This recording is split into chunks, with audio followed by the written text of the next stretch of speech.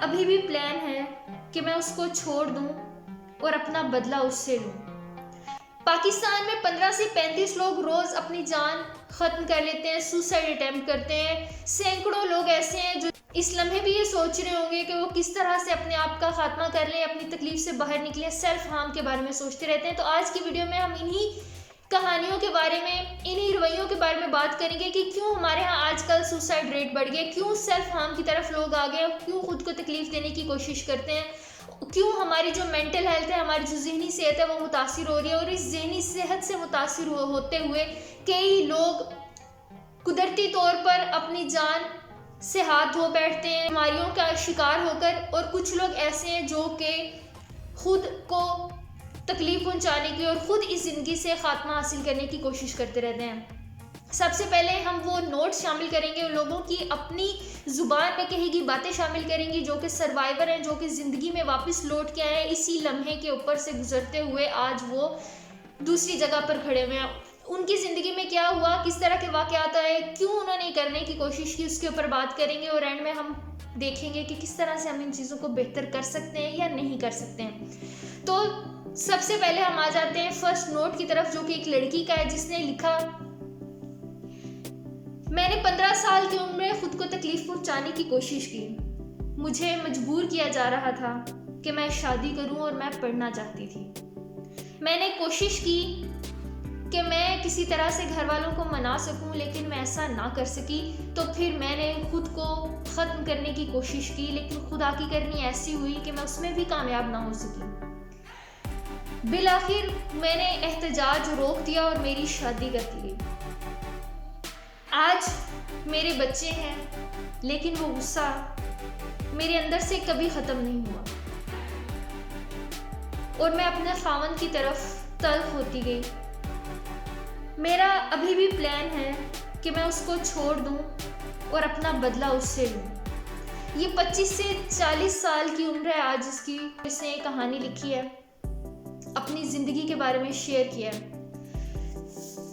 इसके बाद दूसरी नोट की तरफ आ जाते हैं। ये एक लड़के का नोट है। मेरी तकलीफ 13 साल की उम्र से शुरू हुई।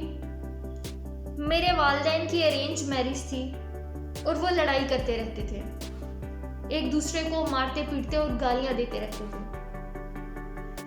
इस सब में जब मेरा बचपन गुजरा, फ्रस्ट्रेशन में आकर मैंने ओवर ईटिंग शुरू कर दी, अपने ऊपर ध्यान न दिया और मेरा वज़न बढ़ता गया। मेरे वज़न को देखकर लोगों ने, मोहल्ले वालों ने, मेरे रिश्तेदारों ने मुझे ताने देना शुरू कर दिए और मैंने इस कमी को पूरा करने के लिए भूखा रहना शुरू कर दिया।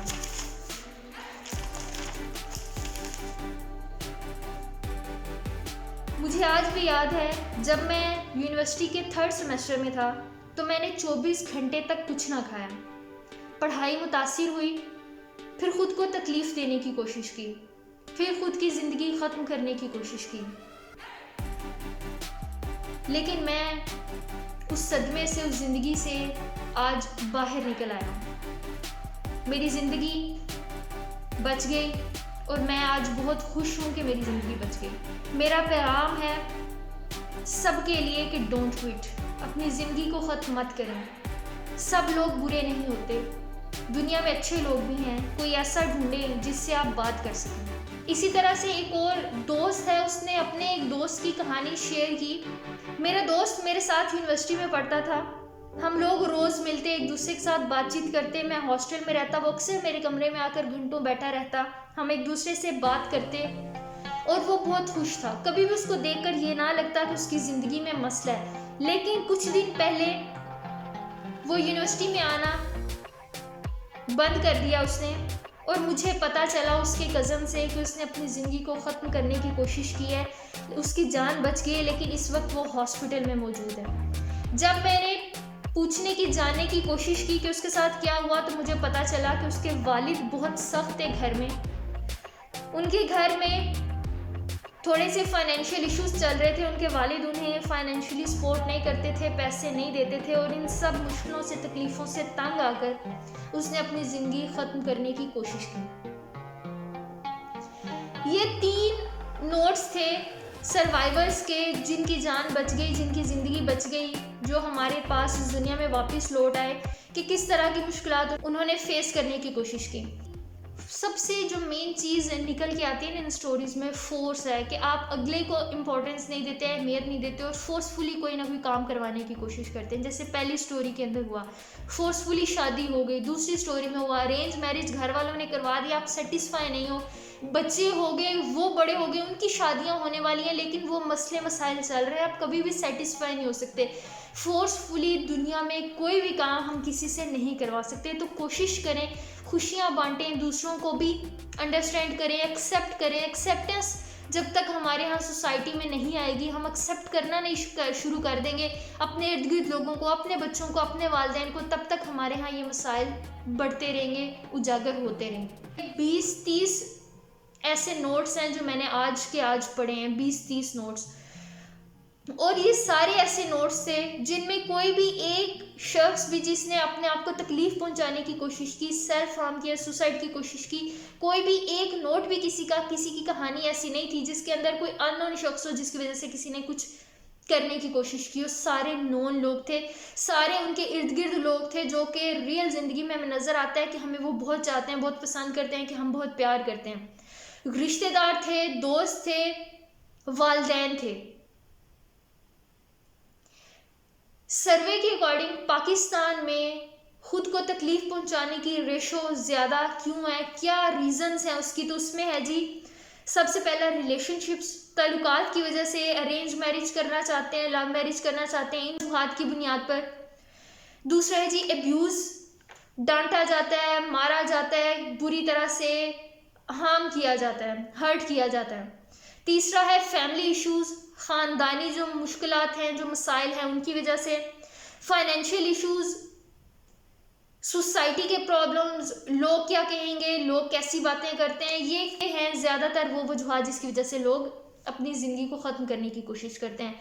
हमें नहीं पता होता कि कौन किस मजबूरी की वजह से, घर में किन हालात की वजह से उठ के आ रहा होता है, और हम आके उसे कोई ना कोई ताना दे देते हैं, कोई ना कोई बात कर देते हैं। मैं हमेशा कहती हूँ कि आपको कोई शख्स हेल्दी नज़र आ रहा है, आपको कोई शख्स कम पैसे खर्च करता हुआ नज़र आ रहा है, आपको कोई शख्स ऐसा नज़र आ रहा है जिसके फेस के ऊपर पिंपल्स निकल आए, दाने निकल आए, तो क्या हमें जो नज़र आ रहा है, क्या उस शख्स को नहीं पता कि उसकी ज़िंदगी कैसी है, उसकी बॉडी कैसी है, उसका फाइनेंशियल स्टेटस कहता है, सबको पता होता है। तो बार बार पूछ के कह के कि ओ तुम्हारे चेहरे का क्या हाल हो गया, ओ तुम्हारी बॉडी का क्या हाल हो गया, इतने मोटे हो गए, इतने पतले हो गए हो, आपको नहीं पता कि वो किन सिचुएशंस में से उठ के आ रहा है। तो अपने इर्द गिर्द लोगों का ख्याल रखने की कोशिश करें। जब हम ख्याल रखने की कोशिश कर देंगे ना शुरू, तो हमारे बहुत से मसले हल हो जाएंगे। दूसरी मेन चीज़ है जी, हम मेंटल हेल्थ की केयर नहीं करते। हमारे यहाँ ज़हनी सेहत के ऊपर आज भी उतनी तवज्जो नहीं दी जाती जितनी देनी चाहिए।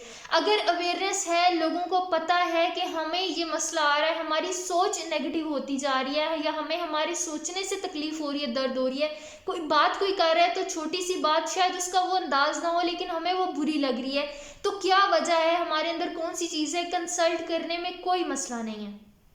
उसी तरह से है जिस तरह से हम, हमारे जिस्म पे कोई कट लग जाए, कोई जख्म आ जाए, कोई दर्द हो जाए, तकलीफ हो जाए, हम डॉक्टर के पास जाते हैं और जाके दवाई लेते हैं और आके बताते हैं कि हमने फलां बड़े डॉक्टर से, छोटा सा मसला था, हम फिर भी चले गए।